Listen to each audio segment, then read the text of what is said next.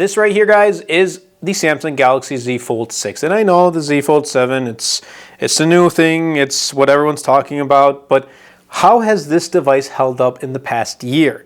Should you still pick this up after a whole year, knowing that the Z Fold 7 is now available and you can pick that up, or should you go with the Z Fold 6 at a lower price?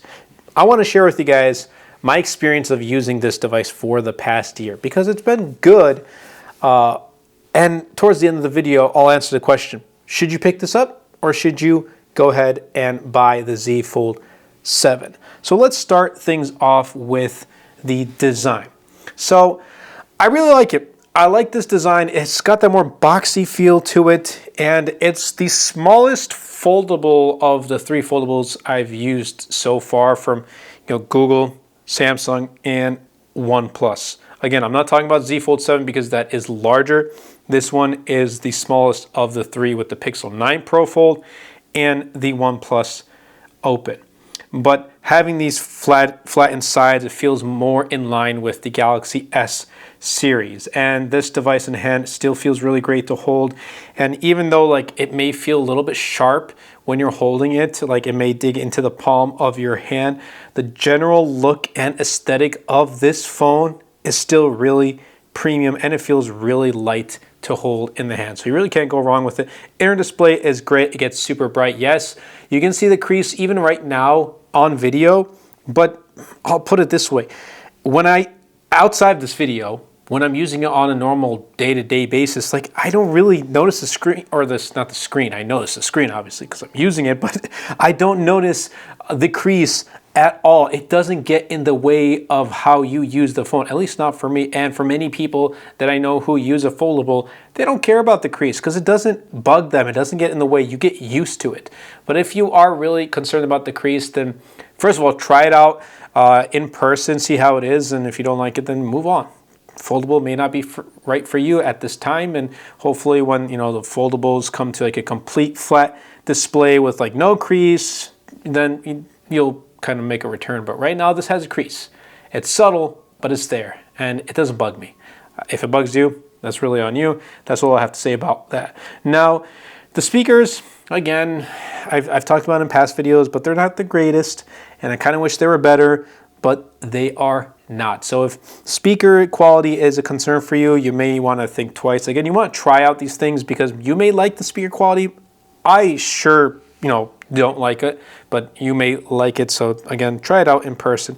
The cover display, while it's not as wide as the Pixel, the OnePlus, I've gotten used to it, so it's not too much of a problem there. But overall, this design is great and in line with their S lineup. So yeah, it feels really premium, and unfortunately, I do have a couple scuffs on the side. You probably can't see here on camera, maybe if you look really closely, but yeah, I did end up dropping it at the very beginning when I got the phone, so that is unfortunate. Now, how has the performance held up in the past year? Well, I gotta say, it's been awesome. With the Snapdragon 8 Gen 3, it's got 12 gigs of RAM, 512 gigs of storage. It is really snappy and smooth. Yes, would I have liked to have the best of the best with having 16 gigs of RAM, a terabyte of storage, and all the great stuff? Yeah, but it's not, here, so whatever. Just gonna move on from that. But with 7 years of software updates, and now that I'm running One UI 7 with Android 15, and hopefully, at the time it's recording, I don't have the One UI 8 beta, but once that drops, I'll definitely be installing it here. It's been awesome, and getting this redesign has brought me back to using the Z Fold 6, and it really truly feels like a brand new phone. And that's how I felt when I first got the update. It's awesome. It truly is. Again, One UI has come a long way. I've used TouchWiz way back in the day, so I've seen it grow and mature over the years, and I'm really happy with what Samsung has done in the software as well as in the performance department, because on a day-to-day, look, playing Clash of Clans, playing Call of Duty, using it for social media, for watching YouTube videos, this is what I mostly use it for. I usually send emails too and use it for keep notes and things like that, browse the web.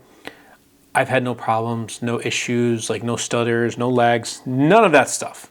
So if that is a concern, if the performance and just the use of software having any hiccups is a concern, you won't find that here with the Z Fold 6. Even a year later, it's still as smooth, it's still as fast and really good as it was on day one when I first got the phone a year ago. Now, how have the cameras held up? Again, camera quality has also been essentially the same, and I've kind of talked about it in my past videos. They're pretty good.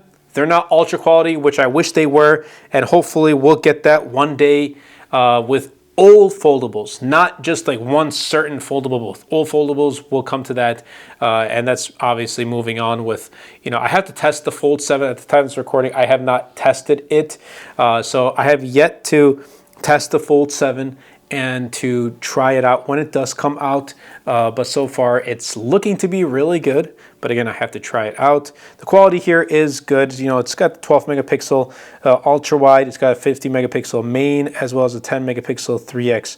So it's not ultra. It would have been nice, but whatever. The under display camera in the inner, the under display camera in the inner display, I'll put it that way. It's potato quality, so I don't use it. I don't talk about it because I don't use it. I don't use the front-facing camera on the outer display either because I don't use it. I just don't. The only time I'll use it is for like video calls, and that I don't care about the quality too much.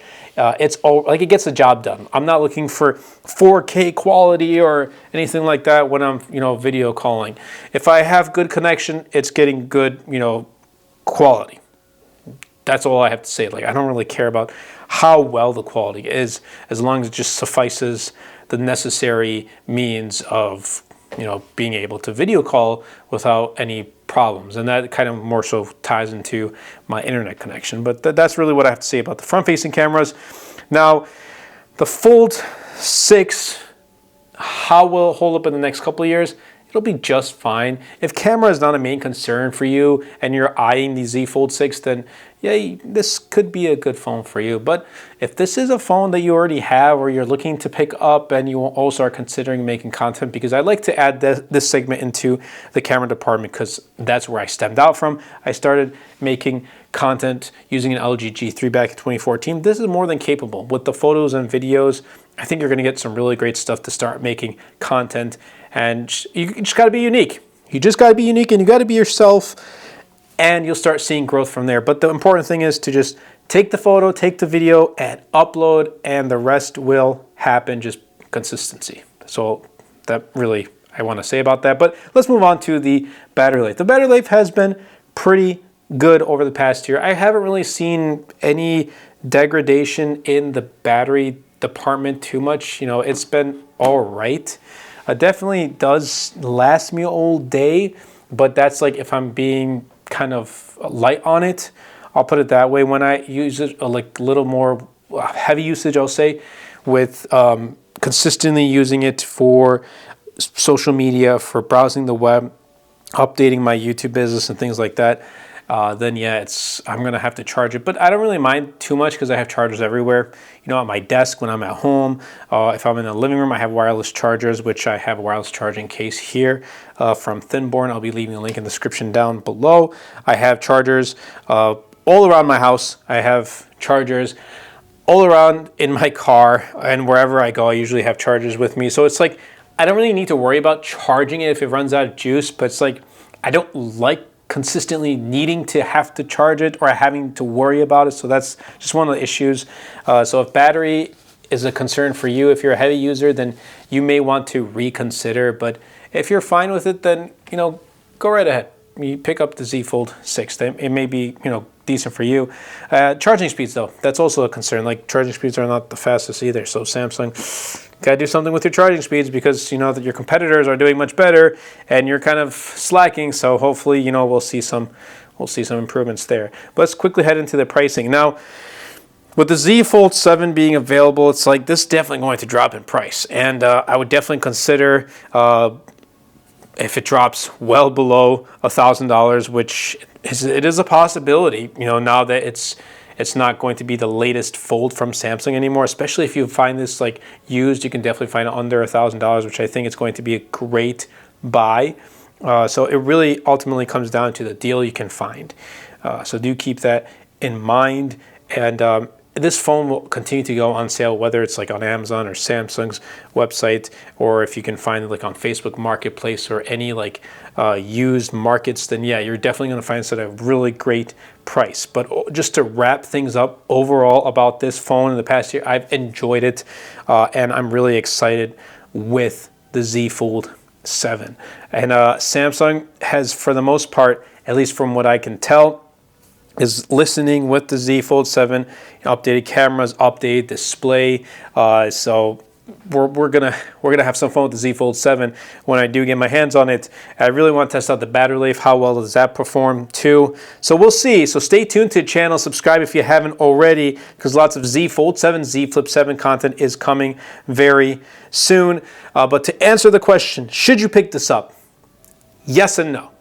Yes, if you want to skip the newest model and save some money and pick up last year's, aka the Z Fold 6, because it's still a really good phone, then yes.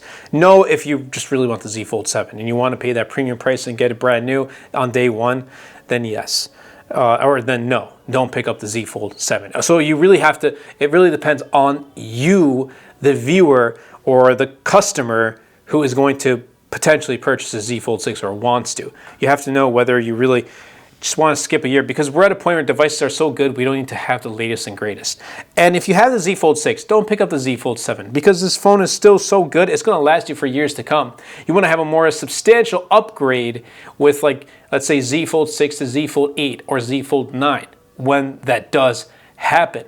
You want to have that much more substantial upgrade, be like, okay, yeah, you know, it was worth upgrading, rather than upgrading every single year. Granted, I do that, but that's because I kind of review and share my thoughts about consumer tech and smartphones here on the channel, so it kind of makes more sense for me to update every year. But for regular consumer, I wouldn't upgrade every single year. Again, that really comes down to you, the consumer yourself. So that's all I have to say for that. But anyway, I hope you guys did enjoy this video. If you did, definitely be sure to Superman that like button, comment down below, and best of all, share this video, because it really does help out the channel out a lot, and will help push my content out to more people. And check out my wallpaper packs. Links will be in the description down below. This one right here is called Marble Alchemy. They go a long way in helping out the channel, and I'm getting closer and closer each and every day to reaching my goal of 60,000 subscribers for the channel. So thank you all so much for tuning in, and I'll catch you all in the next video. Maybe, maybe not with the Z Fold 6. We'll see, but Z Fold 7 content is coming very soon.